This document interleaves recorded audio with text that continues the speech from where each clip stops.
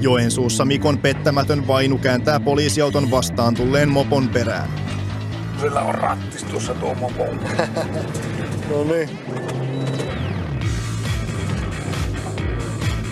Puhaudutat siis. Kyllä ne kaikki kunnossa tuossa mopossa. Vilikku etuvalo nimi. Huomenta. Tämä ei tuli valo tässä Eikö? edessä, kun se polttimo pomasi paskat, niin tämäkin on mennyt. Mikä taskulamppu sulla sinä? En tiedä, onko se joku niinku... Joo. Joku niinku mikä vauvoilla se yövalo vai mikä. Vauvojen yövalo, se. Tähän on Mikko lampun mallia vähän. Tuo on kyllä uniikki viritys kyllä. Minkälaisia virityksiä sulla on? Suutinta on vähän isonnettu ja näitä rattaita vähän ja... Sikähän me on tuot kopahtattu se isolla vielä.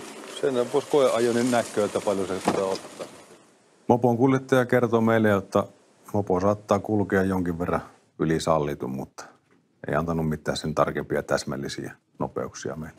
Päätettiin Jarin kanssa sitten, että Jari koe ajaa sen mopo ja itse mittaan tutkalla paljon se mopo kulkee.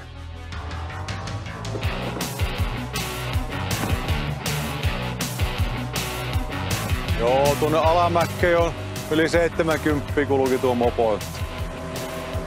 Se on kevyt moottoripyörä. –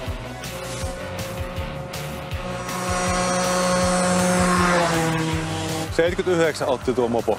Ihan kiitettävä suoritus. Mutta tuntuu, että kulki ihan riittävästi. 79. Ei tarvii ajaa alamäkkeen. Ei tarvii.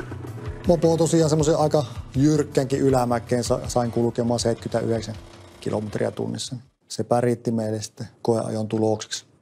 Joo, tosiaan aika kova kulukunen oli tuossa mopo. Kuljettaja menettää korttinsa. Ajokielon lisäksi kuljettajalle kirjoitetaan sakkoja. Tänä päivänä tuo mopon virittäminen on ekanakin todella yleistä. Mopon muita jarrulaitteita ja sun muita niin ei ole suunniteltu noihin nopeuksiin. Ottaa huomioon nämäkin nopeudet, mitä tälle mitattiin, niin se on tosi vaarallista. Sitten pitäisi vanhemmille vielä kertoa, että mitä on tapahtunut. Sanoin jo. Sanoit jo? No pitääpä tuumasilla.